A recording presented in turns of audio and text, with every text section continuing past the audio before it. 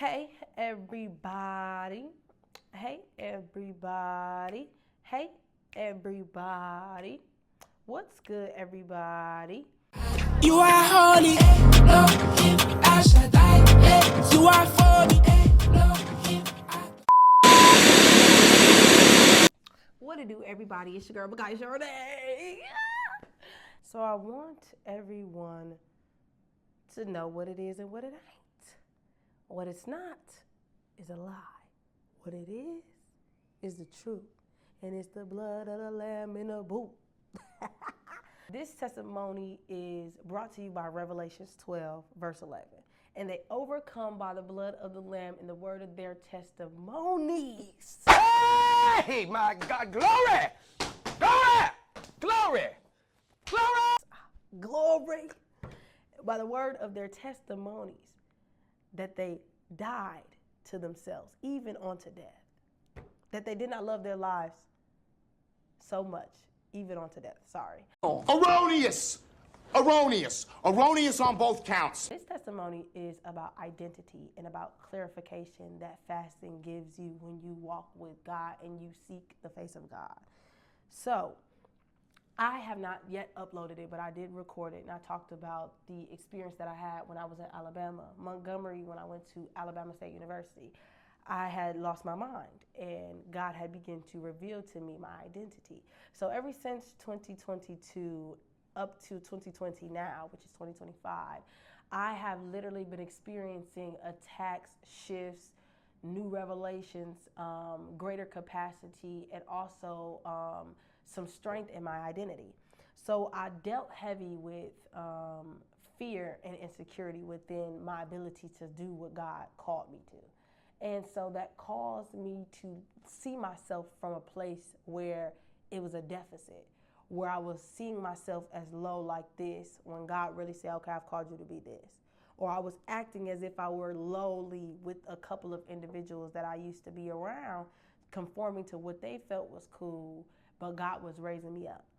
I was losing friendships. I've lost so many friendships over the last 3-4 years.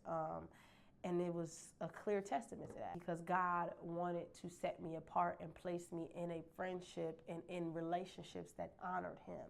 And that had a lot to do with my identity, because if you are around somebody who walks with Satan and does not walk with God, that particular individual will cause you to walk against the word of God for your life and in your life. The word of God doesn't vary by person to person. Our situations vary, and the word finagles its way in to be what God intended for it to be, despite of our insufficiencies and who we are and what we have going on. The word still acts as the ultimate measurement of right and wrong.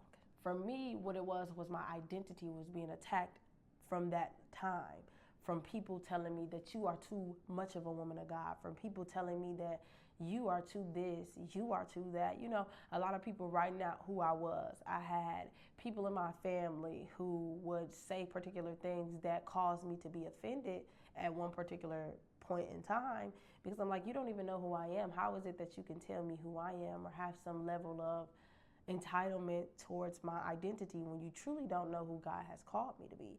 And so sometimes I would possess this level of being rejected to the point where it caused me to forfeit the identity that Christ gave me.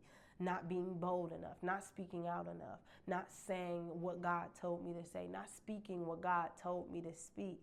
And it caused me to shrink as an individual.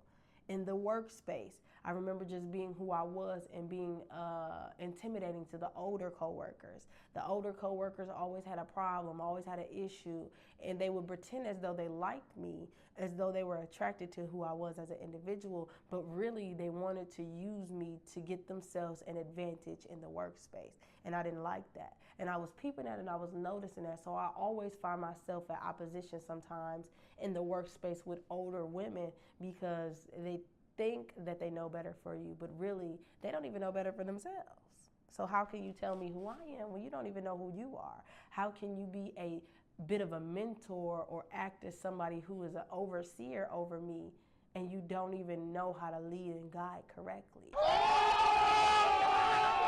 In 2024, I began to heavily place my identity in men again. Even after God had delivered me from that, even after God had called me out of it, even after those spirits that were operating were laying dormant for like a year or so, the same thing started to happen again. It was like a cycle. And so for 2024, like the half of 2024, I was in a unfruitful relationship, a very unfruitful relationship. I was giving myself up to sexual immorality, sexual sin, and also wasting time. But let me tell you how cold God is. I remember my pastor was teaching the previous summer before on soaring like an eagle. And so he was teaching us that he was just making fun of all these other birds. He said, eagles don't hang out with pigeons. Eagles don't hang out with chickens. Eagles don't be out with the penguins and the turkeys, jive turkeys. Gobble, gobble. And what he was basically saying is that God is bringing us higher as a church, but also us as individuals. And he no longer wants us to dwell in these spaces where we have to shrink and that are not godly. And so God was using that message in my dreams to Big bag, big bag. I remember I had a dream where we was going through the drive-thru getting some food. And mind you, me and him used to always eat out. And I really think that's why God used that as a dream. We used to always eat out. And so he was cussing the lady out in a drive-thru, and then we pulled over to a parking spot after we got out the drive-thru, and our seats had switched. So he was in the driver's seat and I was in the passenger, but I ended up in the passenger, he was in the driver. And it was a little crack through the window of my car, and I have a truck. But in that dream, I think it was just a regular vehicle, it was just a regular car.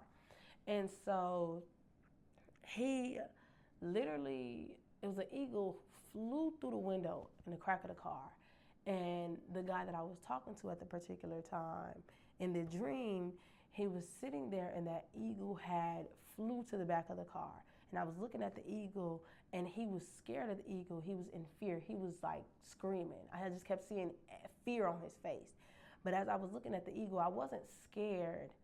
But when he got in the car, my heart did drop. But I looked at him and I looked the eagle in the eye. And in my spirit, I remember saying, Lord, I hear you. Because it was as if God was telling me, leave this relationship because it does not honor me. I've called you to soar like an eagle. I've called you to mount up on wings. I've called you to be higher than what you are settling and selling out to for this lifestyle that I want you to live. Amen. And that's the lifestyle sold out to Christ. This level of fear that I had with myself, it caused me to look at myself and perceive myself differently than what I should have. Like when I saw myself in that way of, oh, I can settle for not being married. Like I can settle for having sexual intercourse outside of marriage. I can settle for just being with somebody who doesn't compare or have the same resilience to God that I do.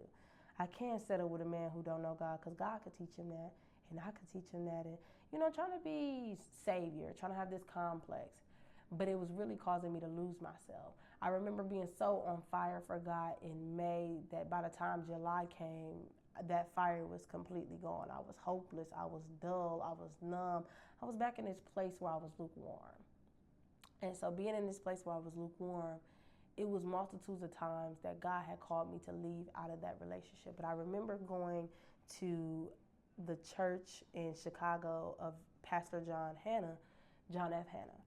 And I remember I began to receive a word from God through a prophetic individual. And it was spot on because the level of discernment that he had and the level of wisdom that he spoke from, God was there. And so God had spoke to these particular connections that I had with people, and it made me more aware that although I do not realize it and recognize it, what God has placed in me, it's not meant for me to be connected to everybody. And when I connected myself to people who were not connected to God or who didn't know who I was, the thing in my identity was not being sharpened, and there was a deposit that was missing. The level of encouragement I gave to people, the level of pouring into people that I gave to them, like I wasn't receiving that. I was only receiving that from my current best friend now and my mentor. But they can't be the only ones pouring into me. Micaiah has to pour into Micaiah. And so God began to reframe my identity and how I saw myself, because I view myself from a standpoint of a low self-image. Oh, you're not worthy enough. Oh, you're not capable enough. Oh, because somebody said that they didn't like the way your graphic design looked, so your graphic design not that good. Oh, because somebody felt like you were not qualified, you're not qualified. Because somebody rejected you, you are now no longer worthy of doing what it is you're doing. You don't have value. I kept subscribing to the lies of Satan. I began to hear God speak to who it is that he called me to be. And he hasn't fully gave me the full download, because God don't ever give you the full thing. But he literally encouraged me in my identity to be more confident in him and to have more boldness in who I am called to be and in the way that I live. Sunday, I walk into church. I am on the audio visual booth, so I'm moving the camera, doing my thing, thinking all is good in the hood, and I ended up worshiping. I remember crying out, and the message that was going forth was guard our minds, and that we have to guard our gates, that we have to keep our minds fixated on Jesus and keep them focused on Jesus. She was speaking from Philippians 3, or no, I think it was Philippians 4, and a few other scriptures like Romans 12, and then 1 Corinthians 10, the one that says our weapons of this world is not carnal, all of those particular scriptures. But I remember God already speaking to me about that over the time of fasting, so I said, God, you're literally in the house, like I'm right where you need me to be. And so I go up to the altar as she calls the altar call, and as she calls the altar call, she lays her hands on me, and she begins to start speaking and breaking things off of me that are related to my identity. Like I experienced so much heaviness from a low self-image that caused me to be disabled. Like I couldn't have joy because I was so busy focusing on what I didn't have. I couldn't have contentment because I was not happy with who I was. Like I couldn't even just let Micaiah be Micaiah, even if she wasn't what God has said she's supposed to look like, because you got to give yourself grace. And I wasn't able to do that because my mind was so distraught. My mind was so everywhere. And so the battle of the mind is really where that battle happens at. That's the real battle. And so my mind kept going back and forth with, who is Micaiah? Who is she? Is she good? Is she not good? Is she this? Is she that? Or just a whole bunch of self-doubt. But I remember a week prior, I had a dream. I have a dream. Where I kept saying all these negative things about myself. And I remember the Holy Spirit speaking up in the dream through me. And he said, Satan, I rebuke you and I serve you notice. And I was looking in the mirror. I never have dreams where I'm in the mirror. I don't know why, but I never have dreams where I'm in the mirror. And so I remember my face being all crumbled, and it exposed that it wasn't me that was speaking to myself. It was Satan speaking through me, telling me that I wasn't good enough, telling me that I wasn't worthy enough of the call. And what God had to show me is that the reason why I'm going through so much turmoil and so much hell in my identity is because the people that he has called me to are experiencing an identity deficit because they don't know who he is. And when you don't know who God is, you don't know who you are. And so I had to go through all of what I went through within the last 2-3 years to show me who I am in Christ Jesus, but so that I can show others who they are in Christ Jesus, especially women, because women, we have it so messed up in this reality and in the grand scheme of things that we have identified ourselves under false identities. Oh, you gotta have a BBL to be pretty. Oh, you gotta have plastic surgery to be pretty. Oh, your natural hair isn't pretty. Oh, you gotta have a wig on. You gotta have your hair done. You gotta have a man. You gotta have this. You gotta have the car. You gotta have the Dior. You gotta have all of these nice, beautiful things that are good to have, but they're not your identity. Oh, you gotta have a title. Oh, you gotta be a part of sorority so you can be somebody. Well, really, I don't. I could be somebody with or without the sorority as long as I got God. And so that's my testimony. My identity is secure in Christ. And I want everybody who sees this to know that the identity and the places where you feel like you don't know who you are, or you're not valued enough, or you're not valuable, you keep asking God for stuff. You keep asking God for things, but you should ask God to show you who he is so that you can know who you are. Because who you are is held within his hands. They're encapsulated within who he is. And you are woven so much so to the point where everything that you are is embedded in Christ Jesus because he built you in him. And you're not going to be able to know who you are in this season if you don't know who God is. Because you're going to find yourself confused about your assignment, confused about your purpose, confused about the path you're supposed to be on, confused about the will of God because you do not know who you are. So in this season, boo, I need you to know who God is. In this season, bro, because I talk to all people. In this season, bro, I need you to know who you are in God. Especially in Black History Month, Black man, Black woman, Black ladies, Black girls, Black boys. I want you to know that who God has called you to be, it sets you apart from people. So if they reject you, not only are they rejecting God, but they are rejecting the places in you that God has called to be rejected so that he can use them. Don't see pain and rejection as, oh, nobody loves me, but see it as this. God loves me so much so that he allowed people to reject me so that I can realize that I only need God in this area and I don't need the approval of man. And it's not even just this area, it's the entirety of who you are.